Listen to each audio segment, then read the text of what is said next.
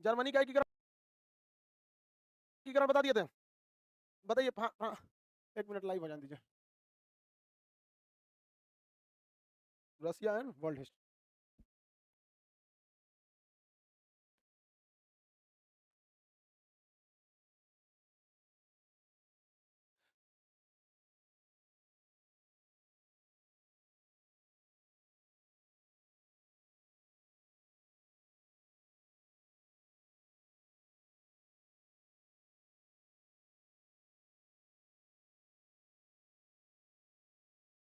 History खत्म, थोड़ा सा बच गया।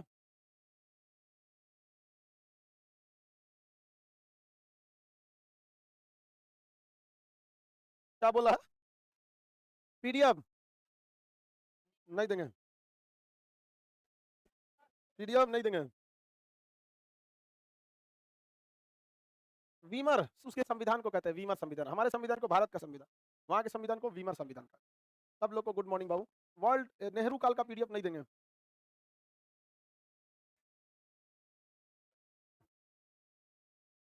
ना दे तो पीडीएफ।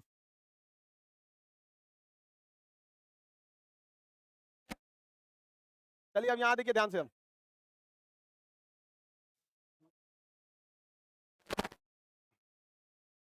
इटली का एकीकरण पढ़ा दिया। इटली का एकीकरण का जनक, इटली के जोसेफ मेजनी, इटली के एकीकरण की तलवार, इटली के एकीकरण को अंतरराष्ट्रीय मुद्दा बना दिया काउंट काउर। किसने? Count Cavour. इटली का एकीकरण की प्रेरणा किससे मिली थी? नेपोलियन। इटली के एकीकरण में सबसे पहले कौन आया? Sardinia Piedmont, Sardinia Piedmont. Italy के एकीकरण की सबसे बड़ी बाधा ऑस्ट्रिया, ऑस्ट्रिया थी। इटली के बाद किसका एकीकरण हुआ? जर्मनी का। इसका भी प्रेरणा कहां से मिला? इसके भी एकीकरण में सबसे बड़ी बाधा कौन था? ऑस्ट्रिया था। दोनों के एकीकरण की सबसे बड़ी बाधा कौन था? ऑस्ट्रिया था। दोनों के एकीकरण में बाधा। दोनों का एकीकरण हो गया। इसका शुरू हुआ सर्डिनिया पिडमाउंट से, इसका शुरू हुआ आपका प्रशासन। बिस्मार्क इसमें सबसे महत्वपूर्ण भूमिका निभाया था। सबसे मेन काम किसने किया था? बिस्मार्क। बिस्मार्क समझ में आ गया कि नहीं आ गया? ये देश कौन सा हो गया? रूस। अब रूसी क्रांति को हम लोग समझते हैं। ये देश कौन सा है? रूस। दुनिया का सबसे बड़ा देश कौन? रूस। यहाँ पर राजशाही चलती थी। यहाँ के राजा जो थे जार कहा जाता था। दिल्ली सल्तनत के वक्त के राजा को सुल्तान, उसी तरह अलग अलग समय के राजाओं का अलग अलग क्या होता था नाम। दिल्ली सल्तनत के राजाओं को क्या कहा जाता? सुल्तान। जैसे रजिया सुल्तान सुने ना, वर्ल्ड मैप पर कहाँ भाग गया? ये इस पे पढ़ा दें।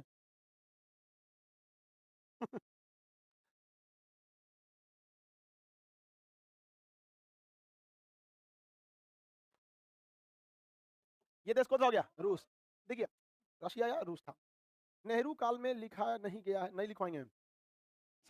ना लिखवाएंगे ना पीडीएफ दे देंगे, दे देंगे बाद में पीडीएफ, ठीक है? अभी हल्ला नहीं करो लो। हाँ, दुका कहता है नहीं देना है।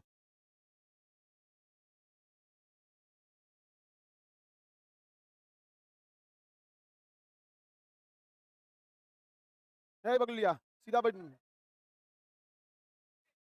बीचवा में बैठ रही है। 8 घंटा सुता करो। ये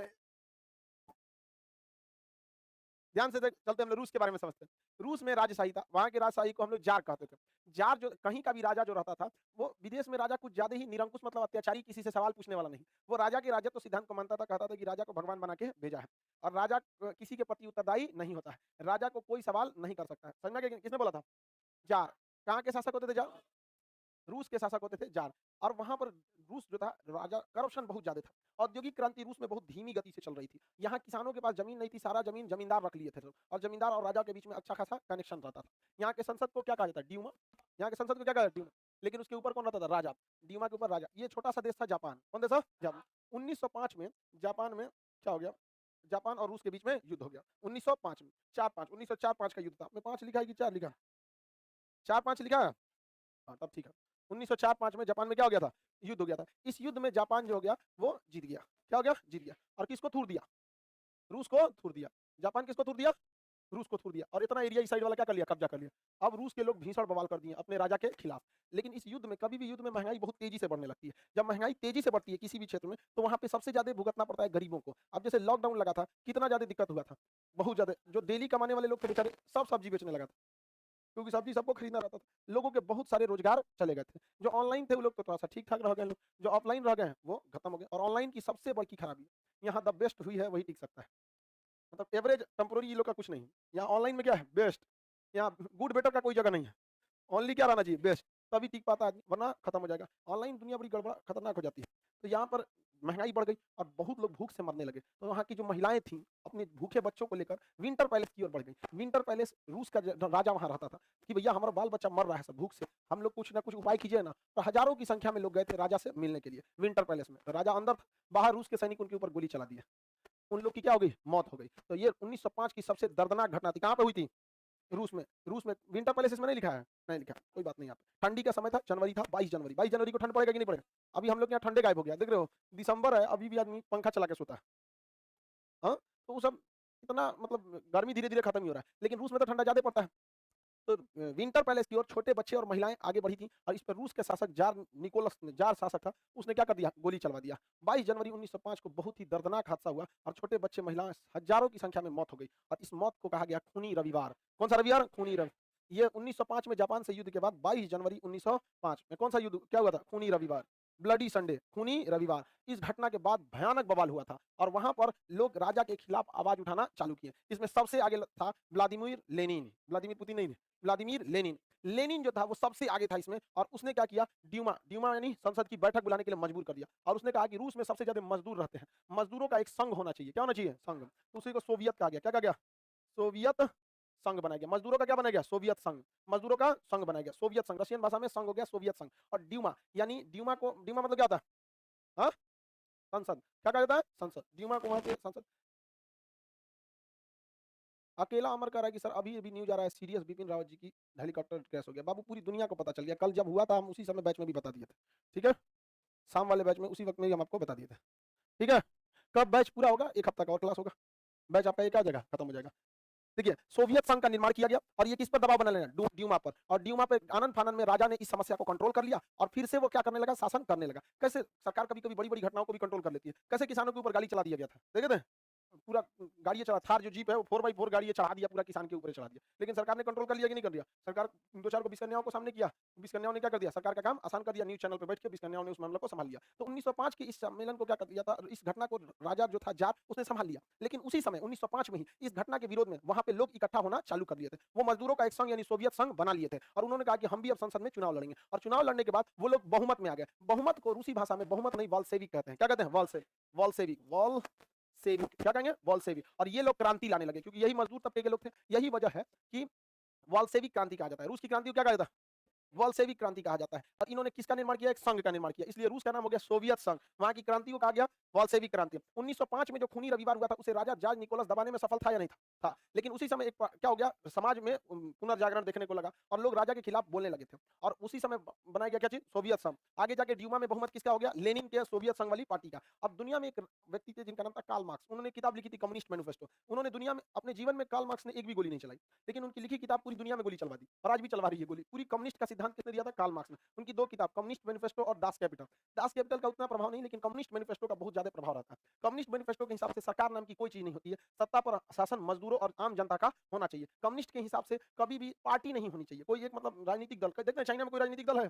कम्युनिस्ट पार्टी बस एक वही है। सारा का सारा किसके पास होना चाहिए? पब्लिक के पास। चाइना अलग कम्युनिस्ट हो गया, रूस अलग कम्युनिस्ट हो गया, अलग-अलग टाइप की। तो आपको कम्युनिस्ट विचारधारा भी पढ़ेंगे। आप देखेंगे मार्क्सवादी कम्युनिस्ट, लेनिनवादी कम्युनिस्ट, स्टालिन का कम्युनिस्ट, चीन का साम्यवाद, अलग-अलग जगहों के साम्यवाद अलग-अलग चीजों को होते हैं। समझ में आ रहा है कि नहीं? तो रूस की क्रांति की जो नींव थी, पहला चरण कब हो गया था? 1905 में। लेकिन जो धीरे-धीरे जो उसके पैरेलल पार्टी बन रही थी, जिसका नेतृत्व कौन कर रहे थे? लेनिन। कौन कर रहे थे? लेनिन। लेनिन जो थे अब राजा के खिलाफ खुलकर सामने आ गए और 1917 में रूस की क्रांति दोबारा खड़ी हो गई और 1917 में इन्होंने राजा जॉर्ज निकोलस द्वितीय को क्या किया? पद से हटाने के लिए एकदम ठान लिया और कहा कि यहाँ का शासन यहाँ के जनता के हाथ में रहना चाहिए। लेनिन ने इसके लिए चेको सेना का गठन किया। कौन सा सेना? चेको सेना। तो रूस की क्रांति का सबसे बड़ा नायक कौन था? लेनिन। लेनिन ने कौन सा सेना? चेको। एक और था ट्राटस्की। इसने ने रेड सेना। ये चेको सेना और ये लाल कुर्ती सेना। हर जगह लाल कुर्ती सेना बनी है। भारत में भी लाल कुर्ती सेना का गठन किसने किया? खान अब्दुल गफ्फार खान। खान अब्दुल गफ्फार खान। भारत में लाल कुर्ती सेना खान अब्दुल गफ्फार खान। खान अब्दुल गफ्फार खान। बताइए लेनिन ने कौन सी सेना? चेको सेना और ट्राटस्की ने लाल कुर्ती सेना, रेड आर्मी। कौन सी? रेड। आज भी रूस की आर्मी को रेड आर्मी कहा जाता है। रेड आर्मी किसकी देन है? ट्राटस्की की। ये सब मिलकर और भयानक क्रांति कर दिए और राजा के सिद्धांत को नकार दिया, राजा को मार दिया गया और वहां पर शासन किसका हो गया? जनता का। तो लेनिन जो कार्ल मार्क्स थे, जो किताब लिखे थे, क्या नाम था उसका? Communist manifesto. उनका कहना था कि इस देश के हर चीज पर शासन किसका होना चाहिए? जनता का। बट क्या ये पॉसिबल है? जनता को दे दीजिएगा तो ऐंठने लगता है सब ज्यादा वहाँ। समझ में कि नहीं आएगा? अभी हम चैम्बर में थे तो वो रेलवे वालों का बैच कब क्या है शेड्यूल सेट कर रहे थे। एगो लड़का आ रहा सर से मिलना है। यार रोक दिया कि भाई अभी का लिए मिलो। आपको ऐसे बात नहीं कर सकते हमसे। हम मिलेंगे। अजब हाल है। रतिया 2 बजे आ जाएगा तो मिलेंगे हम तोरा से। है ना? ऐसा ऐसा ऐंठने लगता है यहाँ पे जिसका कोई हद नहीं है। आप अपने हिसाब से दूसरे का टाइम नहीं सेट कर सकते हैं। आप नहीं बात कर सकते हैं इससे, ये नहीं कर सकते। तो एक तो हम लोग में हर तरह का ना स्टाफ रहता है। एक ठो को प्यार से बोलना ही नहीं पता है। सीखबे नहीं किया है, मतलब कैसे बात किया जाता है। आराम से आदमी उसको भेजा, उठा के लेके चल दिया नीचे, फ्लोर से उतार दिया, चलो यहाँ पे। एक से एक। तो सबके हाथ में शासन दे देंगे ना, सब चौपटो कर देगा सब। समझ में आ गया कि नहीं? मिलना है भाई आराम से बोलेगा, तुम ना हम भी खाली रहने चाहिए। ये अपने ऐसा खाली समझ गया हमरा। तुम्हारा पास 24 घंटा, हमारे लिए 24 घंटा नहीं होता है दिन। 24 घंटा का 10 घंटा ये बीत जाता है 8/2 के टेबल पे। समझ में आ गया कि नहीं? इसी में बीत जाता है। और उसके बाद जो बचेगा आगे क्या करना है उसके लिए ना हमें एकदम यहाँ पे। आजकल के लड़कों को हम देखते हैं ना, मतलब कहता है, आप हमसे ऐसे नहीं बोल सकते। हमको ये लगता है जिस दिन ये अधिकारी बन जाएगा उस दिन ये क्या कहेगा? आप हमको जिल्ले इलाही कहिए। यार वो भी इत्मीनान से बोल रहा है कि सर अभी बिजी हैं ना, मिलवे करेंगे यहाँ पे। उसको हम निकलते तो क्या अच्छा से मिलवा देते। हर चीज को एक थोड़ा सा होता चाहिए, मतलब एक प्रोटोकॉल ना, एक लाइटली भाषा बोलिए। भाषा का एक अच्छा ऐसा चीज होता है ना कि इंसान न कह, भाषा में इतनी मिठास रखी कि न कहने वाला भी आदमी न कह सके। लेकिन ऐसा न करा के बोलता है हाँ कहने वाला भी रहता है तो भगा करे। समझ में आ गया? तो सबको अगर आप शासन दे देंगे ना, सब क्या करने लगेगा? ज्यादा ऐंठने लगेगा। तो लेनिन का भी मतलब मार्क्स जो थे, जर्मन के थे कार्ल मार्क्स, यहाँ पे इनका सिद्धांत था कि सरकार जो होनी चाहिए जनता के पास होनी चाहिए। किसके पास होनी चाहिए? जनता का ही शासन में हक होना चाहिए। लेनिन इनसे सबसे ज्यादा प्रेरित था और कार्ल मार्क्स के सिद्धांत को पहली बार किसने लागू किया था? लेनिन ने। किसने लागू किया? लेनिन ने ही लागू किया था। कार्ल मार्क्स के सिद्धांत को सबसे पहले किसने लागू किया? लेनिन ने लागू किया। समझ में आ गया कि नहीं? किसने लागू किया? लेनिन ने लागू किया था। लेकिन लेनिन ने अपनी क्या कर दी? पार्टी बना दी और पहला देश बनाया कार्ल मार्क्स के कम्युनिस्ट मैनिफेस्टो के हिसाब से। कम्युनिस्ट देश बना रूस और उसका नाम हो गया सोवियत संघ। ये लोकतंत्र देश नहीं था बल्कि कम्युनिस्ट था। यहाँ पे आप ड्यूटी कीजिए, घर जाइए, सैलरी मत लीजिए, ड्यूटी कीजिए, घर जाइए। आपका जिस ड्यूटी करेंगे आपको उसी लेवल के ग्रेड में आपको रखा जाएगा। आपकी ड्यूटी अच्छी है, आपका काम अच्छा है, सरकार आपको घर देगी, कपड़ा देगी, पॉकेट खर्च देगी, राशन का पैसा देगी सरकार, हर चीज देती है। आपका पूरा ध्यान कौन रखेगा? सरकार। यानी जैसे हम कमाते हैं तो हम लोग कमा के किसको दे देते हैं? परिवार को। समझ में आ गया कि नहीं? आप लोग भी कमाने के बाद किसको दीजिएगा? मम्मी पापा को, पत्नी को दे देंगे आगे आने वाले समय में कुछ। उसके बाद जरूरत पड़ेगा तो ओकरे से मांगेंगे, चार को सुना के देखिए इतना खर्चा करते हैं। समझ में आ गया कि नहीं आ गया? कोनो हिसाबे नहीं है खर्चा करने का। हाँ, अरे भाई लड़का का खर्चा कितना? लड़का 1 महीना में जितना खर्चा करेगा ओकरा एक बार ले जाइएगा किसी महिला को खरीदवाने में, सब खाली कर देगा। उन सब का सामान बहुत महंगा आता है। नहीं, आजकल तो ऐसा कपड़ा आ गया लग रहा है तिरपाल है खूब। गनो है 52 गज का समियाना ओढ़ ले। नहीं देखो 52 गज का समियाना लेके घूमूंगी। कूल समियाना ओढ़ लो। नहीं समझे? अजबे अजबे गाना रहता है इसमें। हाँ गाना निकला है। हम 52 गज जब सुने ना तो नापे क्लासवा में 52 गज कितना होता है। हम कहीं ससुरा यहाँ से हुआ तक होता है 52 गज, अजुरा के गिर जाएगी। 52 गज का मैं समियाना ओढ़ूंगी। ओढ़ो ससुरा। ऐसा ऐसा काहे सोचती है सभी लड़की सब? हाँ हाँ उस पे चलो ध्यान से समझे। हरियाणवी गाना, अरे कैसो भी गाना रहे लेकिन कपड़ा कपड़े भर पहनना चाहिए। 52 गज समियाना होता है वो। हाँ? उड़ जाएगी पैराशूट ऐसा। नहीं समझा? पहाड़ पे चढ़ा के गिराएंगे तो उड़ जाएगी पैराशूट से। आगे लो। चलिए ध्यान से। लड़की से खुशी आ जाती है, जिस गाना पे सबसे ज्यादा खुश रहती हो ओकरे बिगाड़ देते हो। कम्युनिस्ट देश में पब्लिक का पूरा ध्यान कौन रखता है? सरकार। कम्युनिस्ट देश की एक खराबी होती है, सरकार पब्लिक का पूरा ध्यान रखती है। सड़कें अच्छी होनी चाहिए, घर अच्छा होना चाहिए, उन्हें गाड़ी बंगला मोटरसाइकिल सारी चीजों का ध्यान कौन रखती है? सरकार रखती है। लेकिन कम्युनिस्ट देश तभी चल सकता है जब पैसा ज्यादा रहे। जैसे आपका घर है ना, आपका घर कम्युनिस्ट है, एक तरह से देखिए, उसमें सारा ध्यान मम्मी पापा को रखना है। अभी के वक्त में आपके मम्मी पापा रखते होंगे, रखते हैं कि नहीं रखते हैं? कमाए कोई भी जाएगा एक आदमी के पास, एक आदमी के पास, मालिक कोई एक नहीं है। आपको भी जरूरत है अभी ले लेते हैं, घर को भी जरूरत है, बिजली पंखा जो चीज चाहिए वहां पर जरूरत है ले लेते हैं हम लोग यहाँ पे। तो घर एक तरह से क्या है? कम्युनिस्ट की तरह। बड़ा घर सोचिए, चाचा बाबा दादा सब एक साथ रहते हैं, सब लोग कमाते हैं, इकट्ठा क्या होता है? एक पास कोई एक इंसान मालिक रहता है। हाँ? नहीं होता है वहाँ पे। तो घर कैसा है? कम्युनिस्ट। तो ज्वाइंट फैमिली एक कम्युनिस्ट की तरह ही दिखता है। तो अपनी किसकी तरह दिखता है? कम्युनिस्ट। त्योहार होगा सब लोग को चाहिए। समझ में आ गया कि नहीं आ गया? ज्वाइंट फैमिली में ना होड़ लगा रहता है, हम सबसे महंगा खरीदे, देखते हैं सदा ले पूरा पैसों बा। एक और को देखे ऐसा ऐसा महंगा मलाइयो मत कर। तो बड़ा घर जो होता है एक लाइक कैसा होता है? कम्युनिस्ट टाइप का होता है। ये कम्युनिस्ट चीजों में खराबी है, तभी तक सक्सेस है जब तक पैसा है। पैसा खत्म, बिखर जाता है, पैसा खत्म क्या हो जाता है, बिखर जाता है। इसलिए देखिएगा बड़े-बड़े घर में जहाँ पे विभाजन नहीं हुआ है बहुत लंबे समय से, वहाँ एक चीज़ पैसा बहुत बड़ा फैक्टर काम करता है। पैसा वहाँ पे क्या करता है? फैक्टर काम कर देता है। अक्सर देखिएगा विभाजन या अलग ज़्यादातर वही होंगे जब गरीबी आएगी तब। गरीबी कर्म के नाश, एकदम गड़बड़ कर देती है। अब आप ही बताइए आप 4 भाई हैं लोग, एगो ग्रुप डी में चल जाए, एगो रेलवे में चल जाए, कहीं चल जाए, एक तो बीपीएससी हो जाए, एक तो कहीं हो जाए, एगो मज़दूरी करने लगे। तो उसको क्या होगा? उसको साइड कर देगा सब। लेकिन अब सब लोग अगर जॉब लग जाए, सब अगर 4 भाई हैं लोग, कभी अलग नहीं होंगे। रीज़न क्या है? आपका जॉब है, आप अपने यहाँ ड्यूटी पे हैं, उसका जॉब वो अपने घर ड्यूटी पे है। घरे है कौन? त्योहार का त्योहार आइएगा, वो अलग रहिएगा। हाँ? हुँ। घर में मम्मी-पापा को रखना है। अरे पत्नी सब 2 या 3 साल रहती है सब। समझ में आ गया कि नहीं आ गया? उसके बाद चलो भैया खाना-पीना तू ये बताइए यहाँ पे। आगे बढ़ जाएँ? तो ये जितने भी कम्युनिस्ट देश हैं, वो तब तक ही सक्सेस हो पाते हैं, जब तक क्या रहता है? पैसा। तो आधुनिक रूस का निर्माता किसे कहा गया? लेनिन को। लेनिन ने रूस को क्या बना दिया? समाजवादी, साम्यवादी। क्या बना दिया? साम्यवादी माने कम्युनिस्ट। आप कितना कमाइएगा, सब पैसा किसके पास? सरकार। सरकार आपका ध्यान रखेगी। कम्युनिस्ट देश बड़ी सक्सेस होते हैं, जब तक उनके पास क्या है? पैसा है, क्योंकि सरकार का ही ध्यान रखना है वहाँ पे। कम्युनिस्ट में आप सरकार के हिसाब से जिएंगे, सरकार के हिसाब से बोलना पड़ता है, क्योंकि आपका ध्यान कौन रखता है? सरकार रखता है। कई बार आप कुछ और करना चाहते हैं, लेकिन पिताजी की वजह से आप कुछ नहीं बोल पाते हैं। देखते हैं कि नहीं देखते? ऐसे टाइप का होता है यहाँ पे। हमारे दादा का किसी से मेरे एक बार झगड़ा हो गया था, 30-40 साल पहले, किसी मैटर को लेके तू-तू मैं। पिताजी का आज भी उसके यहाँ से कुछ बोल-चाल नहीं है, हमरो बोल-चाल नहीं है। हमरा पतो नहीं है कौन मैटर पे हुआ था, 1975 का मैटर है। दादा पापा को बोल के गए, बोलिया लोग मत।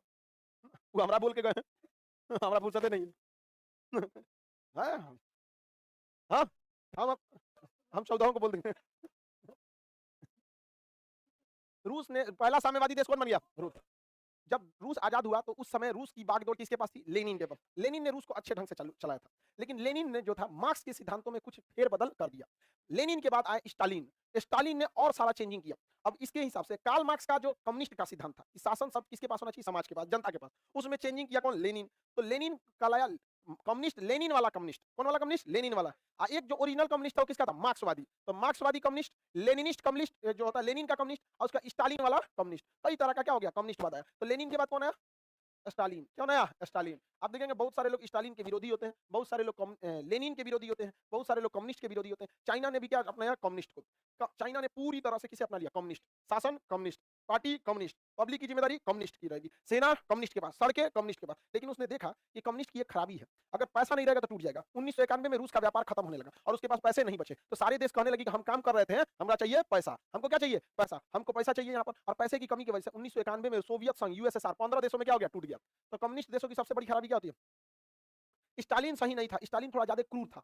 स्टालिन क्या था? क्रूर था। इन दोनों में अंतर हम कम्युनिस्ट जब पढ़ाएँगे तब बता देंगे आपको, बहुत ज़्यादा क्रूर था। आप बताइए अगर आपके पास एक देश का ज़िम्मेदारी आ जाए और आप देखते हैं कि हमें देश को शासन करना है और कम्युनिस्ट बनाना है, तो कम्युनिस्ट की सबसे बड़ी समस्या आपको क्या दिखेगी? पैसा। कम्युनिस्ट की सबसे बड़ी समस्या? कोई नहीं सच्चा। स्टालिन सही नहीं था यार, हमारा क्या मतलब है स्टालिन हम लोग का रिश्तेदार है। देखिए विचारधाराएँ जो होती हैं, स्टालिन थोड़ा ज़्यादा क्रूर था, उसकी विचारधाराएँ उतनी अच्छी नहीं थी, समाज के प्रति उतना ज़बरदस्त स्टालिन नहीं था। लेकिन लेनिन क्या था? ठीक-ठाक था थोड़ा-सा। अब उनमें हम अंतर बताएँगे तब आप खुद डिसाइड करिए कौन सही कौन गलत। अब चाइना के पास एक समस्या थी, वो रूस को अपने सामने बनते हुए देखा था। एक विशाल साम्राज्य रूस को देखा, जब रूस एक बार बोलता था सोचा पूरी दुनिया हिल जाती थी, क्योंकि रूस के पास पैसे की कोई कमी नहीं। जैसे आज आप कमा के अपने पास रखते हैं, सोचिए अगर देश के पास रखने लगेंगे तब? भारत तो सोच रहे हैं, सोचो कितना भयानक हो जाएगा भारत के यहाँ पे, अंबानी का, अडानी का, टाटा सब पैसा किसके पास रहेगा? भारत सरकार के पास। और जितना आप कमा के भेजेंगे उस रेशियो में अभी कैसे है, हम पूरा कमाते हैं, कुछ रेशियो में क्या देते हैं? टैक्स। कम्युनिस्ट में उल्टा होता है, आप कमाइए, उसका कुछ रेशियो में सरकार आपको देगी, लो। समझ रहे हैं? ठीक क्या होता है, इसका उल्टा होता है। हम अगर मान के चलिए 1 लाख कमाएँ, सरकार को 30 लाख रुपए 1 लाख में से 30,000 क्या दे दिए? टैक्स। लीजिए 30% इनकम टैक्स रख लीजिए, दे दिए उसको टैक्स। कम्युनिस्ट में सोचा उल्टा हो जाता है, कमा के किसको दे दें? अब वो दे दे लो 30% पॉकेट खर्चा। क्या कर लो? पॉकेट खर्चा। कितना पैसा आएगा सरकार के पास? सोचो भयानक पैसा आएगा। लेकिन ये अचानक नहीं हो सकता है, शुरू में ही आदत डालिए। अब जैसे सऊदी अरब वगैरह में टैक्स नहीं लगता है। गाँव के आदमी को बोल दीजिएगा 1 लाख कमाएँगे 30,000 सरकार ले जाइयो। कौन सरकार ले जाइए तो हमारा 30,000 रुपया? हम कमाई लो, भैंस हमारा बेच लो। अपन तो सरकार ऐसे लोगों से टैक्स नहीं माँगती, दिया बहाल कर देगा सभी सब। समझ आ गया कि नहीं आ गया? कहती है तू 5 लाख से ऊपर कमाएगा ना तब तेरा से टैक्स लेंगे। तो 5 लाख से ऊपर कमाने के लिए पढ़ा लिखा होना ज़रूरी है। ना तो पता है कोनो भैंस बेच लोगे टैक्स लेंगे ना, भैंसिए से कचा देगा आपको। हमारा पैसा तू टैक्स ले तो हाँ? गाँव के आदमी को तो पता नहीं है टैक्स लेता भी है सब, बहुत सारा ऐसा गाँव में लोग हैं, बुजुर्ग लोग को, पढ़े लिखे लोगों को तो पता है। समझ में आया कि नहीं? मार कर देगा वहाँ पे। जाए ना तो नहीं कोई बवाल कर दे।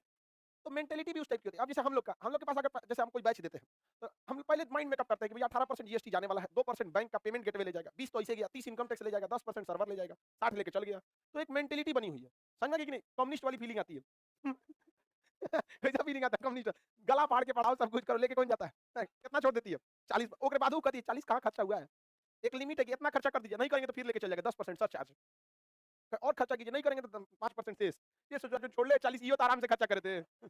ना ओकरो में हम क्या कर देंगे, लेके चल जाते हैं। तो बड़ी सरकार इस तरह से रखती है। तो लोग वहाँ पे क्या होता है कि आप कमाइए किसको दीजिए? सरकार को। सरकार के पास पैसा की कमी? नहीं। उससे सरकार आपको आपके स्लैब के हिसाब से आप कितने कितने लेवल में हैं, आपको क्या देती है पैसा? कि आप अपने यूज़ का चीज़ करिए। बदले में घर सरकार, सड़क सरकार, बिजली बिल सरकार, पानी सरकार, हर चीज़ क्या देती है सरकार? एक नंबर एकदम बेहतरीन व्यवस्था। तो लोग को भी लगता है कि नहीं सही है। आप देखिए रूस की सड़कें, चीन की सड़कें कितना ज़बरदस्त है। चीन ने देखा सोचा हम गड़बड़ है। चीन को लोकतंत्र नहीं बनाना था, उसे क्या बनाना? साम्यवाद बनाना। क्या बनाना था? साम्यवाद, यानी कम्युनिस्ट। सारा पैसा किसके पास जा रहा है? चीन के। लेकिन उसने सोचा कि गड़बड़ बात है, इस तरह से नहीं होगा। क्योंकि इस चीज़ का कभी न कभी अंत है। हर देश को एक समय आएगा मंदी देखना पड़ेगा और मंदी के समय कम्युनिस्ट देश टूट जाते हैं। तो चाइना इसका जुगाड़ लगाया। कहा कि मीडिया चलेगी कम्युनिस्ट के हिसाब से, देश चलेगा कम्युनिस्ट के हिसाब से, रेलवे कम्युनिस्ट, हर चीज़ कम्युनिस्ट रहेगा। लेकिन अर्थव्यवस्था लोकतंत्र की तरह रहेगी, कमाओ जितना कमाना है कमाओ। समझ में आई कि नहीं? तो वो बड़े-बड़े उद्योग को कम्युनिस्ट होने नहीं देता है। छोटका-छोटका लोग को क्या रखा है? कम्युनिस्ट। आप फैक्ट्री-वैक्ट्री डालिएगा तो कहा ना, ना तुम कितनों डालो। तो चीन के लोग कहते हैं कि अगर अमीर बनना है, तो क्या डालो? फैक्ट्री। नहीं, तो किसमें चल जाएँगे? कम्युनिस्ट में। तो एक स्लैब रखा है कि आपको मतलब फैक्ट्री डालना है, कारखाने डालने हैं, मोबाइल की कंपनी डालनी है, ड्रोन बनाना है, तो आप लोकतंत्र की तरह कमाओ जितना कमाना है, सरकार को टैक्स दो और बाकी अपने ले जाओ। और जहाँ छोट-मोट ऐसे-वैसे रहोगे ना, तो फिर मज़दूरियाँ करते रह जाओ। हमरा ले हम तोरा खर्चा देंगे। समझ में आ गया? तो चीन की कंपनियों में होड़ लगी है सोचा। आज देखते हैं चीन क्या-क्या बनाते रहता है। पूरा भयानक चीज़ों का निर्माण करते रहता है चीन। आज पूरी दुनिया का प्रोडक्शन हाउस हो चुका है चीन वहाँ पर। वहाँ हर लोगों को फ़ायदा है। अगर मान हाँ, कोरोना भी बना दिया। वहाँ इतना ना प्रोडक्शन किया, कोरोना बना दिया वहाँ पे चाइना। इलेक्ट्रॉनिक्स के मामले में चाइना क्या हो गया? आगे निकल गया। तो कम्युनिस्ट का कांसेप्ट समझ में आ रहा है? चाइना में क्या इकोनॉमी जो है उसकी, वो कम्युनिस्ट की तरह है। वो सोचा कि इकोनॉमी कैसा है? प्राइवेट की तरह है। अब बाकी सब चीज़ कम्युनिस्ट। मीडिया में आप कुछ बोल नहीं सकते सरकार के खिलाफ, वो कम्युनिस्ट का है। किसी के खिलाफ प्रोटेस्ट नहीं कर सकते, कम्युनिस्ट का है। चुनाव नहीं लड़ सकते, कम्युनिस्ट वाला। सब चीज़ किसका है? कम्युनिस्ट। लेकिन अर्थव्यवस्था, लोकतंत्र। कमाओ, खाओ, कोई दिक्कत नहीं। महँगाई तुम्हारे वजह से, घाटा हमें वजह से। लेकिन फिर भी वहाँ एक ऐसा तो तबका है जिस पर अभी भी क्या चल रहा है? कम्युनिस्ट वाला चल रहा है, जिस पर इकोनॉमी अभी भी छूट नहीं दी गई है। ज़्यादा कमाओगे, सरकार तुमको ज़्यादा पैसा देगी। कम कमाओगे, कम देगी। तो मज़दूरी भी बहुत ज़्यादा करता है सब मेहनत। ज़्यादा करो, सरकार क्या देगी? पैसा अच्छा खासा देगी। तो वहाँ मज़दूर कैटेगरी के लोग के ऊपर कौन-सा शासन थोप दिया गया? कम्युनिस्ट। और अमीर को अर्थव्यवस्था, लोकतंत्र। अली बाबा को देखें, जैक मा एशिया का सबसे अमीर हो गया। तो लोकतंत्र था, पैसा के मामले में। लेकिन वो बैल को पढ़ा था नहीं कि हमारे पे बाकी सारा चीज़ कम्युनिस्ट का लगता है। बोल दिया कि चीन की सरकार लोगों को लोन देने से डरती है, ये सबसे बड़ी कमजोरी है। हकीकत बात है। गाँव में या शहर में ऐसे-ऐसे लोग हैं, जिनके पास पैसा का अभाव है, नहीं तो अमीर हो जाएगा वो। गाँव का आदमी इतना कर्मठ है, अगर उसको 200 गाय खरीद के दे दीजिएगा ना, तो अमीर एकदम हो जाएगा। लेकिन 200 गाय का पैसा कहाँ से लाएगा? 200 गैया का पैसा कहाँ से लाएगा? लेकिन सरकार के पास तो पैसा है, बैंक के पास पैसा है। अगर बैंक ओकरा 2 साल के लिए पैसा दे दे कि ले ले हमरा से 1 करोड़ रुपैया, अते 200 गाय खरीद ले। उसके पास 10 बीघा, 5 बीघा खेत है कि नहीं है? अगर बैंक उसको 2 करोड़, 1 करोड़ रुपया दे देती है, उससे वो क्या खरीद लेता है? गाय। और उसका दूध से कितना कमा लेगा? नहीं वापस कर देगा, वापस कर देगा। लेकिन मेंटालिटी भी लोग को है, बैंकवा का लेके भागने के चक्कर में रह जाता है। 2 करोड़ बैंक देगी कि गाय खरीदना, तो 50 लाख का बेटी का बियाह कर देगा। चल जो हमार बेटी के बियाह दरोगा से हो लो या बैंक दिया तेरा बिज़नेस करेगा, तू कर दो दामाद खोज लिया ओकरा। तो चाइना का यही कहना था कि ऐसा नहीं है कि केवल बिज़नेसमैन ही आगे बढ़ सकते हैं। जैक मा का, किसका कहना था? Jack Ma. आप अगर क्रेडिट दीजिएगा, मतलब लोन दीजिएगा, तो बहुत सारे लोग क्या कर सकते हैं? आगे बढ़ सकते हैं। आप अगर लोन नहीं देंगे, तो बहुत सारी चीज़ क्या हो सकते हैं? पीछे जा सकते हैं। हमको मेरे 3 दोस्त सब हमको दिए थे सब, सोनू, पवन और हेमंत। ये 3 दोस्त हमको फाइनेंस किए थे सब। और नहीं दिए रहते तब, पता नहीं कहाँ रहता आदमी। हाँ, जेसीबी हमको बहुत अच्छा चलाने आता है, तो कहीं जेसीबी चला रहे होते, ऐसे पीछे से बकोट लिए रहते हैं यहाँ पे ऐसे-ऐसे, कोनो चक्कर-पक्कर करता तो बकोट ले चल सोचत रहे, इधर है यहाँ पे। नहीं, तो वेल्डिंग एक नंबर मार देते हैं। इस साइड का बेंच हमरे मारल हुआ है वेल्डिंग, वहाँ पे वेल्डिंग, पेंट सब हमरे मारल है। वो मार रहे होते, लेकिन फाइनेंस किए सब वो 3 तो बहुत सारा चीज़ होता है जो फाइनेंस की वजह से होता है। आज भी हम उन सब के लिए हमेशा खड़े रहते हैं, जिसमें एक ठो अब इस दुनिया में नहीं है।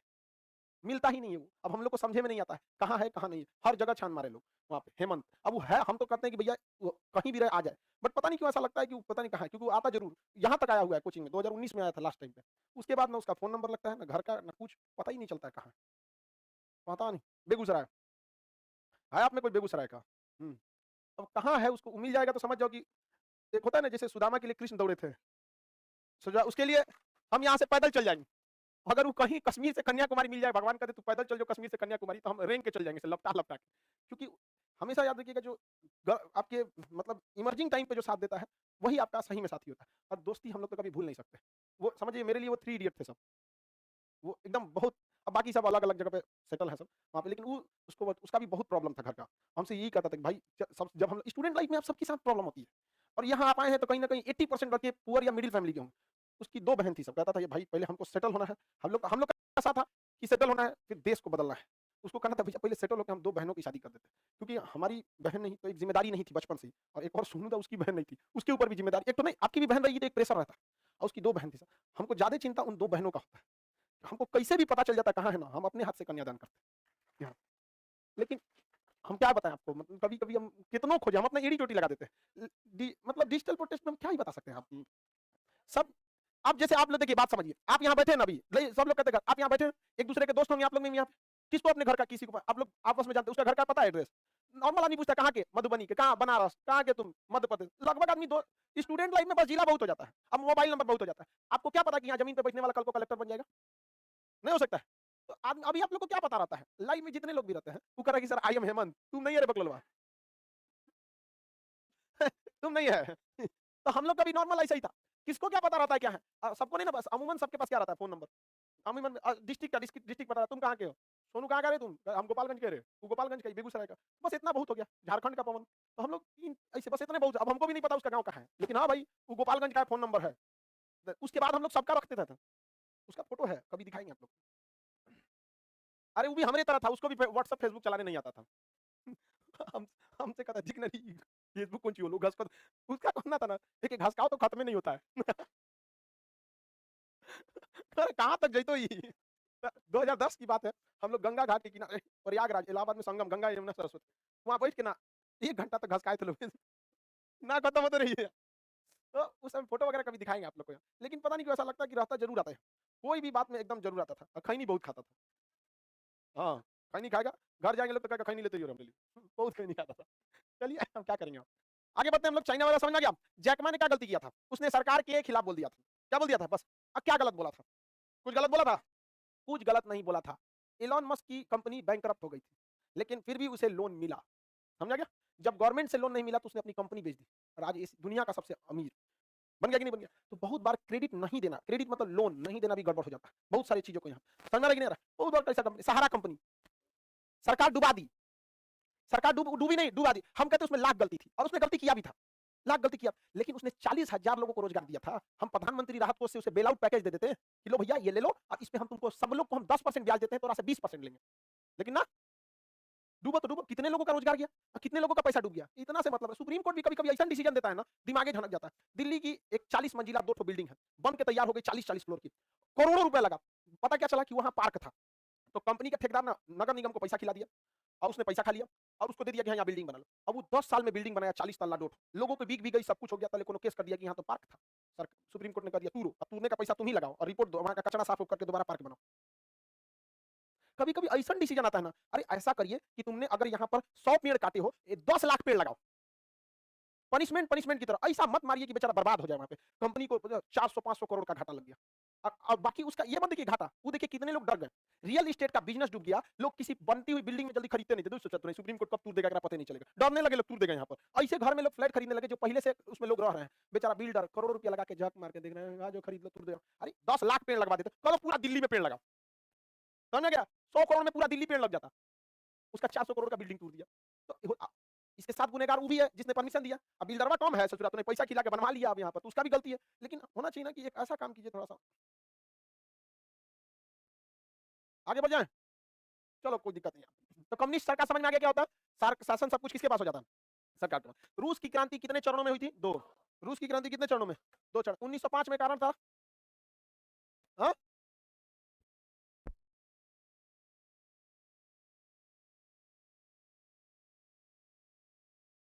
आगे बढ़े। एक लड़का कह रहा है justice is justice. Supreme court का निर्णय निर्णय होता है। तो सुप्रीम कोर्ट से कहिए कि अपने संविधान से 137 हटा दे कि अपने निर्णय को न पलटे। जब आपका डिसीजन डिसीजन होता है तो आर्टिकल 137 का है कि हम अपने डिसीजन को बदल सकते हैं।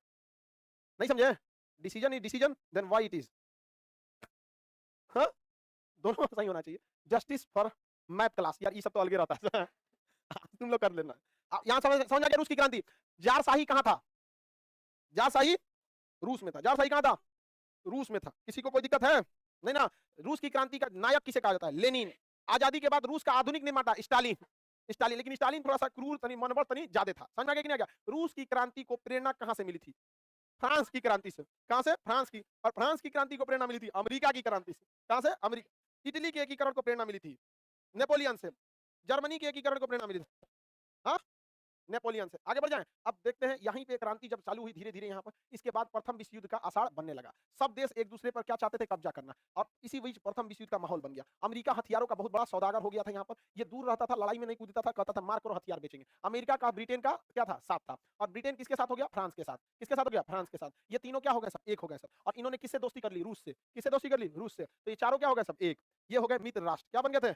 मित्र राष्ट्र बन गए थे। इसके इधर जो जर्मनी था ये अलग था, मार कर रहा था। जर्मनी को साथ मिल गया किसका? इटली का, क्योंकि दोनों में क्या हुआ था? पुनर्जागरण, दोनों में एकीकरण हुआ था। और याद कीजिए बिस्मार्क ने इटली को कहा था कि जब हम ऑस्ट्रिया से हमला करने जाएंगे तो तुम मेरे बीच में नहीं आना, बदले में विवादित क्षेत्र तुम रख लेना। हुआ था कि नहीं हुआ था? तो इटली से तो दोस्ती पहले से थी। आगे बढ़ जाए, चलिए यहाँ ध्यान से देखिए। ये कौन हो गया? इटली। ये हो गया। इन सबों ने थूर थार के ऑस्ट्रिया को भी अपने कब्जा में ले लिया। किसको कर लिया? ऑस्ट्रिया। ऑस्ट्रिया के पास था हंगरी। कौन था? हंगरी। तो जर्मनी, इटली, ऑस्ट्रिया, हंगरी, ये क्या हो गया सब? सात। क्या हो गया सब? सात। इधर में अमेरिका, ब्रिटेन, फ्रांस, रूस किधर हो गए? एक साथ। ये क्या हो गया सब? एक साथ। और इनका साथ दे रहा था इधर से जापान। क्या था? जापान। जापान भी अमेरिका के साथ था प्रथम विश्व युद्ध में। तो ये सब क्या हो गया सब? एक साथ हो गए सब यहाँ पे। इन्हें कहा गया फ्रेंड कंट्री या एलाइज कंट्री, मित्र राष्ट्र, एलाइज कंट्री। ये आपस में गुट बना लिया सब। अमेरिका, ब्रिटेन, फ्रांस, रूस, जापान, ये क्या हो गया सब? एलाइज हो गए सब। क्या हो गए? एलाइज। और उसके बाद इन लोगों ने प्लान बना लिया किसको थूरने के लिए? जर्मनी। लड़ाई अचानक तो हो नहीं जाती है, अच्छे से माहौल बनता है। यहाँ जर्मनी, इटली, ऑस्ट्रिया, हंगरी ये लोग थे। ये चाहते थे कि हम लोग का कोई ये क्या रहे? लीडर रहे जो इसको संभाल सके, जिसमें सबसे ज्यादा दिक्कत था ऑस्ट्रिया को लेकर। ऑस्ट्रिया के राजकुमार जो थे फर्डिनेंट, ऑस्ट्रिया के राजकुमार का नाम फर्डिनेंट। फर्डिनेंट अंतिम ड्यूक बचे थे, यानी ऑस्ट्रिया को संभालने के लिए अंतिम जिम्मेदारी किसकी थी? ड्यूक की, फर्डिनेंट की थी। और फर्डिनेंट चाहते थे कि ये सब में क्या हो? समझौता हो। और हकीकत में फर्डिनेंट अगर इनमें समझौता कर देते तो ये सब बहुत ही मजबूत हो जाते। और इन सब में समझौता कराना की क्षमता अकेले ही थी फर्डिनेंट में, क्योंकि वो राजा थे, उनकी इज्जत भी सही थी, राजा की इज्जत अच्छा खासा रहता वहां पर। तो यहाँ पर ये चाहते थे कि ये भी सब संयुक्त रहे, ये भी सब संयुक्त रहे, युद्ध न हो। लेकिन लोगों को डर था कहीं अगर ये संयुक्त हो जाएंगे सब और सेना बना लेंगे सब तीनों मिलकर, ये चारों धुरी राष्ट्र जो एक्सियल कंट्री थे तो और शक्तिशाली हो जाएंगे और भयानक लड़ेंगे। और ये जो मित्र राष्ट्र हैं अगर ये संयुक्त हो गए सब तो इनकी सेना और खतरनाक हो जाएगी, ये भी और भयानक मार कर देंगे सब। तो आधा दुविधा में था, कुछ का कहना था दू शक्तिशाली लड़ते नहीं है और कुछ का कहना था दू शक्तिशाली बड़ी खतरनाक लड़ते हैं। अब इसमें दुविधा हो गया तो कोनो जाके मार दिया फर्डिनेंट को गोली, दाएं जो ससुराल तुरे। वही एक इकलौता व्यक्ति था जो प्रथम विश्व युद्ध को रोक सकता था और उसे इस उम्मीद में मारा गया कि इसको मार देंगे तो प्रथम विश्व युद्ध नहीं होगा, जो सोचा वही रोकने वाला था। अब मार दिया ओकरे, अब हो गया बवाल। अब वहां हो गया बवाल प्रथम विश्व में। पहले इस उठा जर्मनी ने हमला कर दिया किस पर? रूस पर। मार दिया किसको? रूस पे। और रूस का आगे हमरा क्या मारा रे? हमरा क्या मारा? ये मार दिया किसको? ऑस्ट्रिया। इधर से मार दिया ऑस्ट्रिया को मारेगा फ्रांस को। तो ये मार दिया किसको? जर्मनी, इंग्लैंड मार दिया जर्मनी को। जर्मनी को मार दिया कौन? इंग्लैंड। मार धाड़ चालू हो गया। तो ये जो इटली, इटली जो था, जर्मनी इटली को कहा मारो फ्रांस को। किसको मारो? फ्रांस को मारो। तो ये जो ब्रिटेन है, अंग्रेज वाला ब्रिटेन, ये शुरू से खचरा है सब। इसने इटली को कहा मत मारो, हम तुमको जीतने के बाद बहुत ज्यादा जमीन देंगे। इटली शांत हो गया, नहीं मारा इटली, कहा कि हमको बोला है वो क्या किस लिए? पैसा जमीन देगा, हम बिना लड़ने हमें जमीन मिला। झूठ बोला था किससे? यहाँ के मुसलमानों को कहा हमारा साथ दो, हमारा साथ दो, वरना ये जितने हैं सब, ये सब जर्मनी, इटली और रूस वगैरह तुर्की को बांट देगा सब। क्या कर देगा सब? तुर्की का विभाजन कर देगा सब। किसका विभाजन कर देगा सब? तुर्की का। और तुर्की मुसलमानों का देश है, विभाजन हो जाएगा तो क्या नमाज कहाँ पड़ेगा तुम लोग? अब मुसलमान की भावना में क्या कर दिया? मुसलमान की शुरू से एक गलती है, वो सोचते हैं कि हमारे लिए कोई आएगा।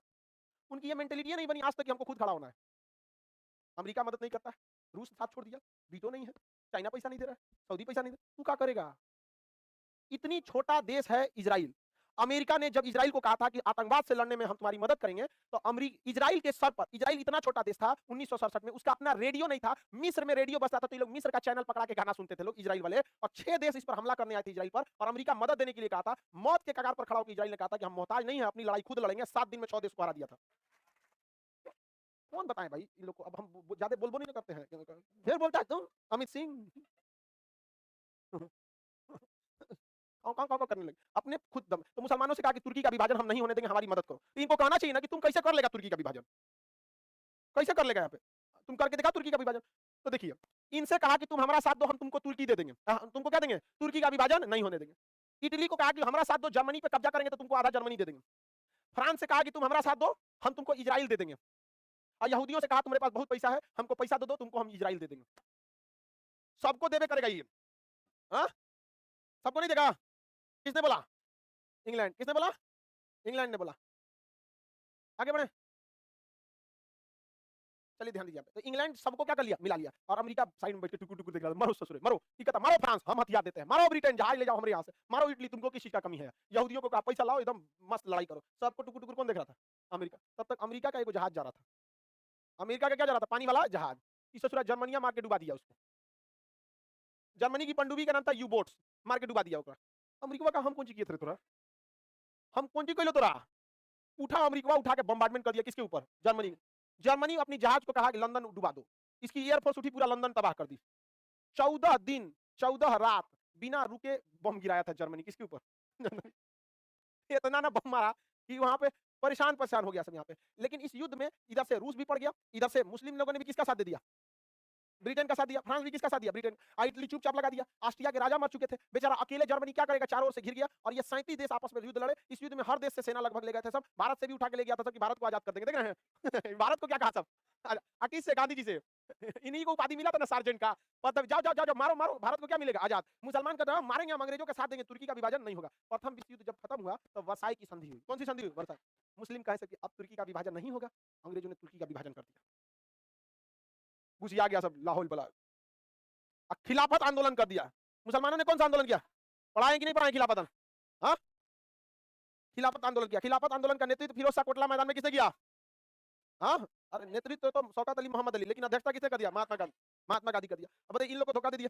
इटली कहा कि हमको भी मिलेगा आधा जर्मनी, इटली को भगा दिया, भाग यहाँ से आधा जर्मनी। कहा हमारे साथ धोखा हुआ है, हमारे साथ धोखा हुआ। इटली को क्या कर दिया? भगा दिया। यहूदियों को कहा हमको क्या मिलेगा? कहा शाबाश, तुम लोग को हम मुसलमानों के बीच में बैठाएंगे। अब बैठा दिया किसको? इजराइल को। कहां बैठा दिया? इजराइल। यहूदियों को कहां बैठा दिया? इजराइल। अब ये लोग चक्कर पकड़ करते हैं ना, तू कुछ नहीं करता है सर। कौन करता है सर? नेतन्याहू। बजा तो आयरन डोम। क्या मतलब आयरन डोम? वो जाता है गाजा, बजा देता है बाजा। समझा कि इन लोग को अभी नहीं बुझा रहा है कि इधर से रिमोट कंट्रोल है उसका। समझा कि नहीं क्या? अब यहाँ पे सबसे अब बच गया, आज इसको इंग्लैंड को तो फायदा हुआ, यहाँ पे बचा फ्रांस। इटली को धोखा हुआ कि नहीं हुआ? इटली बढ़िया से पिटा गया यहाँ पर। और इसमें रूस को कुछ नहीं मिला। प्रथम विश्व युद्ध में रूस को कुछ नहीं मिला। 1914 से 1918 तक यह युद्ध चला। इसमें सबसे ज्यादा लॉस किसको हुआ? इसमें इतना आदमी मरे सब कि आज भी यहाँ पुरुषों की संख्या महिलाओं से बहुत कम है। वहां पर यहाँ महिला बहुत ज्यादा, पुरुषों से लगभग डबल है सब। रूस में यहाँ पर मरा गया सब आधा युद्ध में यहाँ पर। इसी वजह से तो लेनिन ने कहा कि सोचो दूसरे की लड़ाई में हमारा काय झोंक रहा है यहाँ पर। लेनिन ने क्या कर दिया? क्रांति कर दिया। वरना रूस की क्रांति तो 1905 में ही खत्म हो गई थी। 1917 में क्यों शुरू हुई थी? क्योंकि प्रथम विश्व युद्ध उस समय खत्म होने के कगार पे था। रूस को मिला कुछ नहीं, इसके लगभग 30 लाख सैनिक मराए थे सब। अरे 30 लाख सैनिक मराए या तो बंदी बन दिए गए यहाँ पर। अब मिला कौन चीज? कुछ नहीं। सबसे ज्यादा फायदा किसको हुआ? ब्रिटेन को। और इसमें से भी सबसे ज्यादा फायदा हुआ फ्रांस को। इटली को भगा दिया, जमीन लेने आए हैं भगा दिया। मुसलमान लोग को खिलाफत दिला, चिल्ला लो तुम लोग, कौन सी करेगा? चिल्ला के तुर्की का विभाजन कर दिया। क्या किया? तुर्की का विभाजन। बाद में तुर्की का विभाजन हटा के और क्या कर दिया? वहां पे लोकतंत्र स्थापित कर दिया। फ्रांस कहा कि अब हम अच्छा से निपटेंगे। किससे? जर्मनी से। किससे निपटेंगे? जर्मनी से। तो फ्रांस जो था, वर्साई की संधि पे सबसे ज्यादा फायदा उठाने वाला देश था फ्रांस। इसने जर्मनी को बहुत ही मजबूर कर दिया। वर्साई की संधि कर दी गई किसके साथ? जर्मनी के साथ। क्योंकि प्रथम विश्व युद्ध चालू किसने किया था? जर्मनी। और इसमें सबसे फायदा कमाना कौन चाह रहा था? फ्रांस। और जितने मित्र देश थे, इधर मित्र देश कौन हो गया? France, Britain, America. इन लोगों ने बस वो सब भी थे सब, मेनली इधर 3 गो थे सब, हमेशा यही 3 गो रहते थे, अमेरिका, ब्रिटेन और फ्रांस। ये हमेशा यहाँ रहा। और इन्होंने वर्साई की संधि से कहा कि जर्मनी को मारने में जितना खर्चा हम सब का आया है, वो सारा खर्चा जर्मनी हम लोगों को देगा। किस संधि में? वर्साई की संधि। जर्मनी का कोयला क्षेत्र, जिसे रूर और सार क्षेत्र कहते हैं, राइन नदी का एरिया, उस कोयला क्षेत्र पर 15 साल तक कोयला निकालने का अधिकार फ्रांस का हो जाएगा। जर्मनी की सेना कभी भी 1 लाख से ज्यादा नहीं हो सकती है। जर्मनी कभी भी वायु सेना नहीं रखेगा। जर्मनी कभी भी घातक हथियारों को नहीं रखेगा। समझ में आ गया कि नहीं आ गया? भीषण बवाल हुआ और जर्मनी को यह बात स्वीकार करना पड़ा था एकदम बुरी तरह से। और यह वर्साई की संधि एक तरफा इतना खतरनाक था जो जर्मनी को, पूरी जनता को, जर्मनी की जनता का सर नीचे कर दिया। उसके यहाँ से कोयला फ्रांस ले जाता था। इसमें इस युद्ध में हिटलर घायल हो गया था। जब होश में आया तो जब वर्साई की संधि पड़ा तो भड़क उठा और वह हिटलर जो था आगे का नेतृत्व संभाला। अपनी देश की जनता को कहा, क्या आप जीना, इस माहौल में आप जीना चाहेंगे? उसने दोबारा अपनी सेना को खड़ा करना चालू किया। धीरे धीरे वर्साई की संधि को एक एक देखो ये कह रहा है कि सर आप बताए थे कि महात्मा गांधी ने भगत सिंह को, कह रहा है कि आप गलत बता दिए कि महात्मा गांधी ने भगत सिंह को बचाने के लिए कोई कोशिश नहीं की, वो बहुत मेहनत किए थे। देखिए, चाय की दुकान पर बहस करना और कॉपी किताब में लिखवा के समझाना अंतर है। क्या क्या किए थे ये तुम बोल के नहीं, लिख के बताओ। समझा गया? तुम अपनी गांव के बारे में बोलने के लिए बहुत बोल सकते हो, एक पन्ना लिखने के लिए बोल दिया नहीं लिख पाओगे। बहुत कुछ मदद किए थे। काहे चल गए द्वितीय गोलमेज सम्मेलन में? कहते नहीं जाएंगे हम जब तक भगत सिंह की फांसी नहीं माफ होगी। नहीं समझे? क्या जरूरत थी जाने की? नहीं समझे? अब पढ़ाने के बाद भी अगर ऐसा कहता है सब तो गुस्सा लगता है। नहीं, आप बताओ, इंग्लैंड के प्रधानमंत्री का फैसला था कम्युनल अवार्ड, उस फैसला को पलटने के लिए ये भूख हड़ताल पे बैठ गए, लेकिन प्रधानमंत्री का चमचा वायसराय का फैसला नहीं पलट पाए, चल गए लंदन। बात बोलता है। ये हम नहीं बताए थे बाबू, हम महात्मा गांधी, नाथूराम गोडसे का हमने बहुत विरोध। महात्मा गांधी के हम खुद समर्थक हैं, लेकिन जब तक जिएंगे आखिरी सांस तक महात्मा गांधी को ही हम बोलेंगे कि आप उतना कोशिश नहीं किए जितना आपको करना चाहिए। आप अगर द्वितीय गोलमेज सम्मेलन में नहीं जाते तो भगत सिंह को फांसी नहीं लगता। अब बोलता है कि मतलब वो बोले थे यहाँ पर, अरे यार तुम जो सुनना चाहते हो अब हम वही बोल दें, ये थोड़ी हो सकता है जो तुम सुनना चाहते हो। बहस करता है। उस बैच में ये नहीं होगा, सही बोल रहा है। तब उस समय इंडिया क्या कर रहा था? अरे देखो इसको देखो, कह रहा था द्वितीय विश्व युद्ध के समय मार हो रहा था तो इंडिया क्या कर रहा? प्रथम विश्व युद्ध, महात्मा गांधी सार्जेंट का काम कर रहे थे, जाओ जाओ हमें क्या मिलेगी? आजादी। 1918 में प्रथम विश्व युद्ध खत्म हुआ, 1919 में सब लोग प्रसाद बंटने का इंतजार कर रहे थे। मुसलमान सोचे हमको क्या मिलेगा? लो ससुरा तुर्की का विभाजन, माथा पीटो, तुर्की ये इटली का था, आधा जर्मनी हमरा, भाग तोरा कुछ नहीं मिला यहाँ पर। जर्मनी का कोयला क्षेत्र को ले लिया फ्रांस। भारत के लोग सोचे कि अब तो हमको आजादी मिलेगी। 1919 में जलियांवाला बाग, किसी को कुछ नहीं दिया ये अंग्रेजों ने, समझा कि नहीं? क्या इनका इलाज हिटलर ने किया अच्छा से। दोबारा ये किसने किया? हिटलर। हिटलर जो था वर्साई की संधि से बहुत ही ज्यादा क्या था? दुखी था। और आप खुद सोचिए, वर्साई की संधि जो प्रथम विश्व युद्ध को खत्म करने के लिए बनाई गई थी, क्या यही संधि नहीं कारण बन गया द्वितीय विश्व युद्ध का? किसी को आप इस तरह से संधि कीजिएगा कि जितना तुम्हारा मारने में खर्चा लगा है, हम तुमसे लेंगे, सारे लोग को खर्चा दो। यहाँ पर एयरफोर्स नहीं रखोगे, नेवी नहीं रखोगे, 1 लाख से सेना नहीं रखोगे, घातक हथियार नहीं रख सकते हो, ऐसा ऐसा कांड किया। और जब हिटलर आया तो हर नियम को धीरे धीरे धीरे धीरे क्या करने लगा था? तोड़ने लगा था। प्रथम विश्व युद्ध की शुरुआत जर्मनी ने किस पर हमला करके कर दिया? रूस पर। किस पर? रूस पर। प्रथम विश्व युद्ध का तत्कालिक कारण ऑस्ट्रिया के राजकुमार फर्डिनेंड की हत्या। इनकी हत्या सेरेजेवो में कर दी गई थी, एक जगह यहाँ पे सेरेजेवो, जिसे कहा जाता है सेरेजेवो हत्याकांड। तो बताइए प्रथम विश्व युद्ध का तत्कालिक कारण? हाँ, फर्डिनेंड की हत्या। प्रथम विश्व युद्ध जो था, प्रथम विश्व युद्ध की संधि के द्वारा समाप्त हुआ। हाँ, किसके द्वारा? वर्साई की संधि। किसी को कोई दिक्कत नहीं है? चलिए नेक्स्ट कल समझेंगे।